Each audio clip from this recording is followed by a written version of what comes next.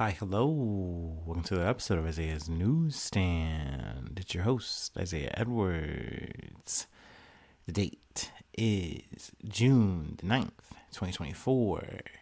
Hopefully this episode finds you well, in good spirits, and high hopes. As for me, I'm doing pretty good. Happy Sunday fun day to ya. Let's see. So far, I've just done groceries today, so that's it. It's just been a nice and simple day so far. Of course, I had a rock'em sock'em sleep schedule, So, I woke up. I don't know. I wound up not doing much Saturday, which I guess we're going to get into with the life and food corner. So I just kind of wound up sleeping my evening away and then like waking up in the middle of the night. So that was fun. But, overall, we're taking it along. It's a nice chill day. So we love that. But yeah, last night didn't do too much, no raucous night out for me. I did wind up cooking for myself, so that was, nice in its own way, nice and cozy. I made chicken and fish sticks, and then I had a spicy bowl of ramen, and then I had some bread on the side. So a bit of a scran meal, and overall it went down nice and easy, really hot, really spicy, but y'all know I love spicy food, so not complaining. Let's see. Not much else to really report. Like I said, I had a lazy Saturday, looking like I'm gonna have a lazy Sunday fun day. But yeah, it's been good. It's been relaxing. I feel like I could use the recharge, so I'm not mad at it. Let's see here. Let me go ahead and do my startup, and then we'll go ahead and get into some news. A little bit of a roundup. Got a little bit of this, a little bit of that.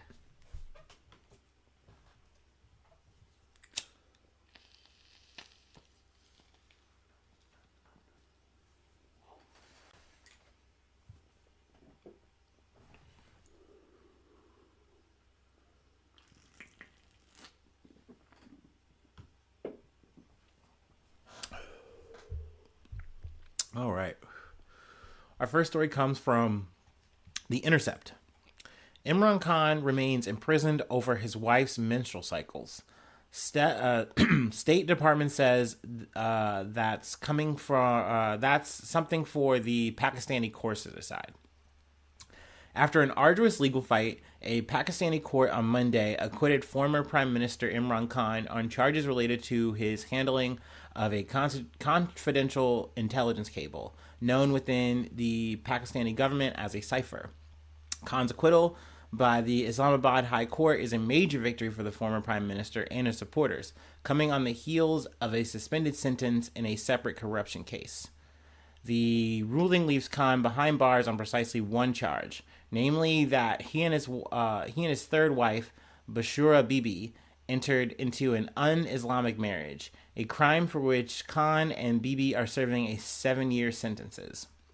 The court, both during the hearing and in its ruling, dove into the details of Bibi's menstrual cycle, ultimately rejecting her claim that 3 cycles had passed between her divorce and her marriage to Khan. Instead, the court relied on the word of her ex-husband.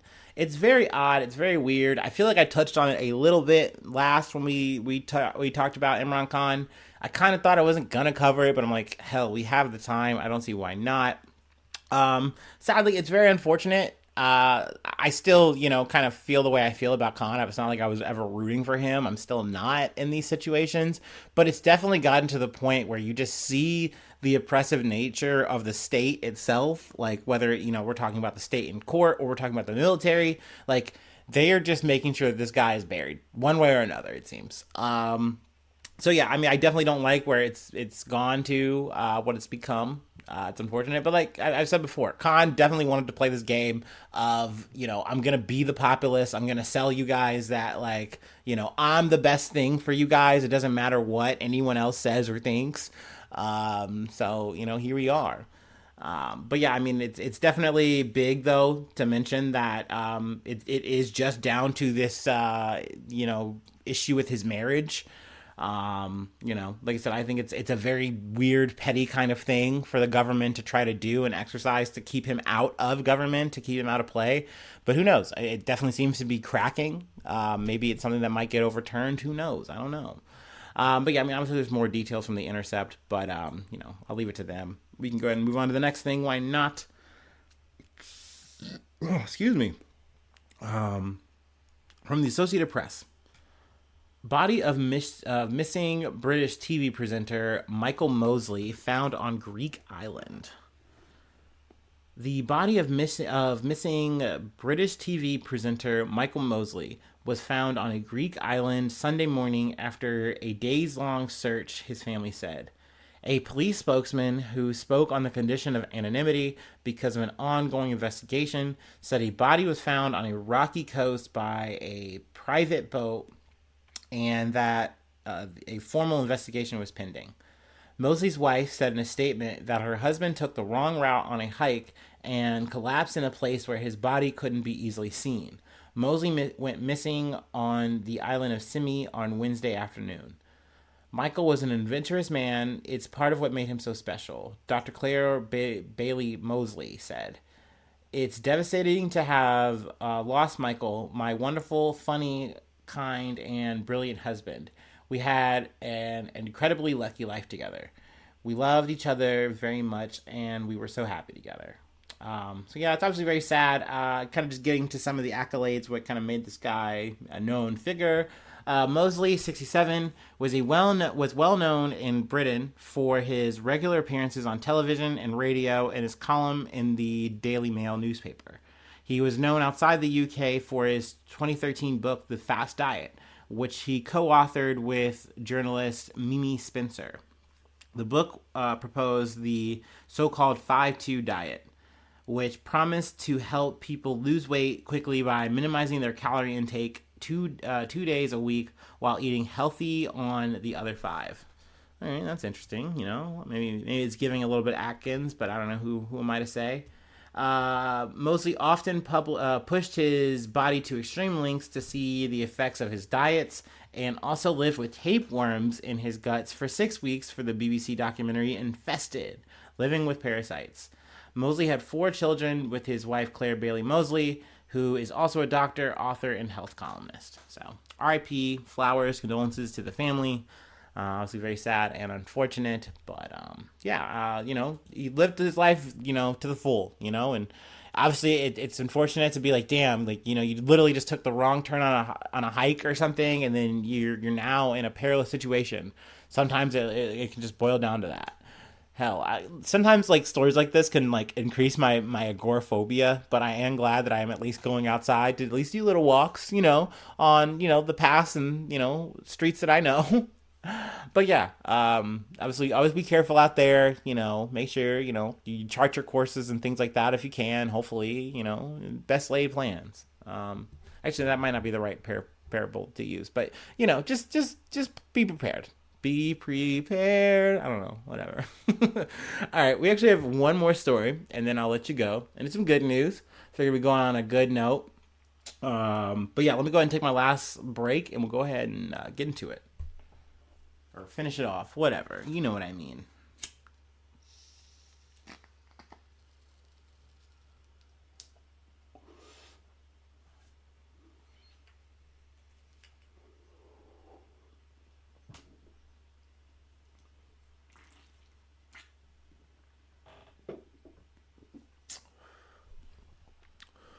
Ooh. Oh, man. Excuse me. From the Baltimore Banner. Trans woman wins Miss Maryland USA, making history with a list of pageant firsts. She's 31, she's married to a military officer, she's Asian American, and she's a trans woman. When Bailey Ann Kennedy was crowned on Saturday as Miss Maryland USA, she broke almost every barrier that existed in the state's pageant's history, and she did it with her first pageant. Now she will go on to make additional history as she vies to become the oldest and first trans Miss USA when she competes in Los Angeles on August 4th. I swear I can read. Previously, women over the age of 28 were not allowed to compete in the pageant. Trans women have been allowed to compete for the past decade. Neither Kennedy nor Miss Maryland USA organizers could immediately be reached for comment. Let's read a little further. In a recent interview with DC News Now, Kennedy, who is a Cambodian American and lives in Montgomery County, said she hopes her win will encourage LGBTQ plus kids to be themselves. She also said that she felt support by the sisterhood of women competing with with her in the pageant, which I love to hear. I love to see that. She added, "I felt confident in my own skin at 31." Kennedy said she hopes her win will open some doors, open some hearts in how people view the LGBTQ or LGBT community. Former Miss Maryland USA 2016 Christina Denny McDaniel said she was impressed with all the barriers Kennedy has broken. There's a quote, and they go into more like history and stuff like that, which I love. But overall, I love this story. I was really happy to see it. I was scrolling through Facebook and I saw it and I shared it. I will say though, it's definitely something that's a bummer. And it just happens every time where like, you know, I share this shit and then like you'll have someone who comes in and like they want to just make some fucking dumb, fucking contrarian, weird, gross fucking point. And I'm happy that like overall most of my following, people I fuck with, like they clapped on that shit before I even had to delete it, you know, or say anything, which I love. But I hate to see that shit, you know, to see the fucking trolls, to see the weirdos, but also to see like, you know, people I know and shit, you know, pipe up and say shit, and that's negative. That's always a bummer. I fucking hate that. But that's living in Ohio. That's living in America. You know, you're just gonna have that. You're gonna see that. I know, you know, motherfuckers I work with and shit. You know, they literally breaks their whole frame to see a trans person in real life or even hear about a trans person doing anything. And it's like, why is a person living their life bothering you? Like it just should not. But it can ruffle some feathers, people being their true real selves, and I don't know why, but it is what it is. I love to herald this shit. I'm very happy to see Bailey Ann Kennedy do her thing. And, you know, hopefully, you know, she does well in the next big pageant. So, you know, we're rooting for her, clapping that up. Hell yeah. But yeah, that's really it. That's all I have for today. Closing it out, like I said, on a good note. Silver linings in the playbook. But yeah, that's it. Thanks so much for tuning in. Thanks so much for being a friend. And hopefully I'll see you soon for some more good news. I love ya. Bye-bye. Mwah.